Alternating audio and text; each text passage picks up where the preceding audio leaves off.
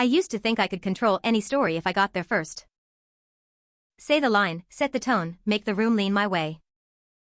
It worked for a long time.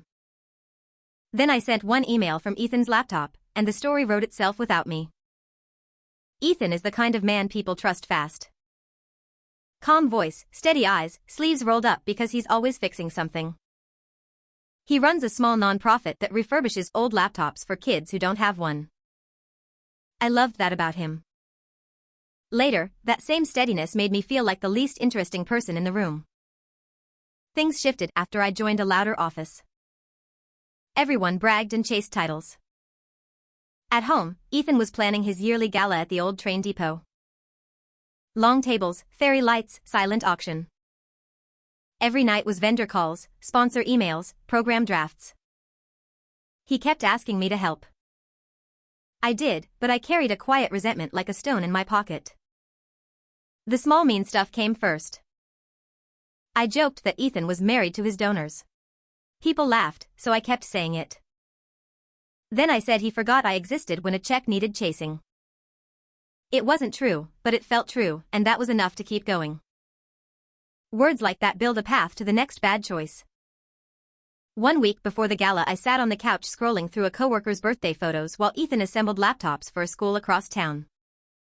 My phone buzzed with likes, and still I felt invisible. That feeling is a bad fuel. It burns hot and it burns through the wrong things. Ethan had left his laptop open to stream a show. His email was signed in because he had been drafting table cards. I watched the cursor blink in a folder called Sponsors. A bad thought walked in and sat down. I told myself this would teach him not to put everything ahead of me. I told myself no one would really get hurt. I searched his sent mail to copy his tone. Appreciate you, grateful, for the kids. I started a new message to a small list I recognized, the credit union contact, the gallery owner, a local influencer. I wrote, quick update before Saturday, we've had to adjust our tiers. To secure your table placement and logo, we need an additional $2,500 by tomorrow end of day. Thanks for understanding.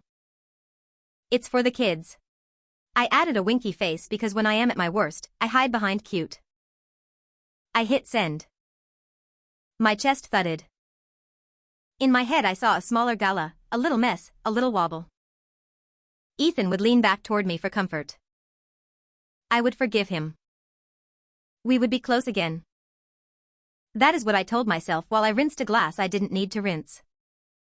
10 minutes later the replies started. Wait, what? This isn't our agreement. Looping in legal. I told myself I could fix it. Claim a hack, unsend somehow. But email isn't a chalkboard. Once it's out, it's out. Ethan came home humming. He kissed the top of my head and asked if I wanted tea. I said I had a headache and went to bed early. He stayed at the table, typing. I lay in the dark waiting for the world to catch fire. It took less than an hour. At first I heard a small huh. Then his chair scraped back. Babe, he called, did you send any emails from my account? I said the line I had rehearsed, why would I do that? He walked in with his laptop open, face pale in the screen glow. Sponsors got a message asking for more money. It came from me. I didn't send it. He swallowed. This is bad. I tried the easiest lie. Maybe you were hacked. He nodded once, not agreeing, just taking note. He changed his password, ran a scan, checked the login history. No outside login, he said at 3 a.m., voice flat. It came from this machine. He didn't say my name. He didn't need to. I said maybe a draft resent itself. He pointed to the old signature the sender used. One he'd retired last year. He finally looked at me and asked, is there anything you want to tell me? Here is where a better version of me would have told the truth. I said I had nothing to tell. He nodded like the result matched the fear. Then he called his board chair and the venue. He didn't sleep. The next day he was gone before sunrise. I worked from home and watched the thread grow into a pile of anxious replies and half jokes. I wrote a confession, deleted it, wrote it again, deleted it again. I told myself, after the gala. Don't ruin his night. I said that like I was doing him a kindness when really I was protecting myself. At noon he texted, "Can you come help stuff gift bags?" I went. The depot looked like a movie set. String lights, long tables, a stage with a giant screen showing kids smiling with their first laptops. Volunteers moved chairs and taped signs. He hugged me like always and set me up between two retirees who called me dear. An hour before doors, his board chair came in wearing a hard face. Ethan showed him a printout and circled an IP address. The chair looked at me once and then away. I kept folding programs. I thought, maybe this will fade. Guests arrived in their good shoes. The credit union team posed by the banner. The influencer filmed a "We're Here" clip. The gallery owner clinked a glass with Ethan and said, "No hard feelings." I exhaled. Maybe I'd scared myself for nothing. Ethan went on stage and looked calm. He thanked volunteers and sponsors. He told a quick story about a fourth grader who fixed his family's internet with a guide on the laptop they received. The room laughed. Then he said, "Before we move on, I need to address something. Many of you received a message yesterday asking for more money to secure placement," he said. That message did not come from me. It put you in a bad spot. I'm sorry. The screen behind him changed to a simple graphic of an email header. He explained, in plain words, how a sender leaves a fingerprint. He zoomed in on a machine ID and an IP address. He did not say my name. The message was sent from inside my home, he said. I've handled it. Tonight is still about the kids. The MC took over and the program rolled on. Paddles went up. The number on the screen climbed. I sat very still and tried to swallow my heart. After the last guest left, I found Ethan by the stage coiling a cable. We need to talk, I said. He nodded and walked me to the loading dock. The air out there was cold and honest. I wanted to tell you, I started. He held up a hand, not to stop me, just to steady the space. Tell me now, he said. I told him everything. The jealousy. The feeling of being invisible. The winky face email. The hope that a small mess would pull him back to me. He listened with his arms crossed. When I finished, he nodded once. Thank you for telling me, he said. I already knew. The header had your machine ID. He looked at the empty room. I was ready to take the hit if it kept the night clean. But I won't take the hit at home. I asked if we could fix it. I'll apologize to the board, to the sponsors, I said. He shook his head. I already did.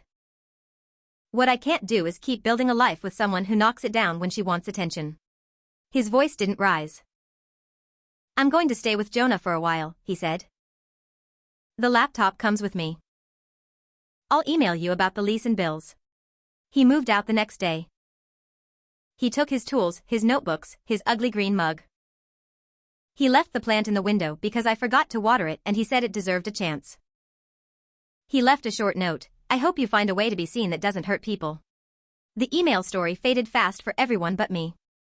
Donors posted selfies with kids at laptop pickups. The credit union announced a grant. The gallery owner tagged the nonprofit. At my office, the loud crew kept being loud.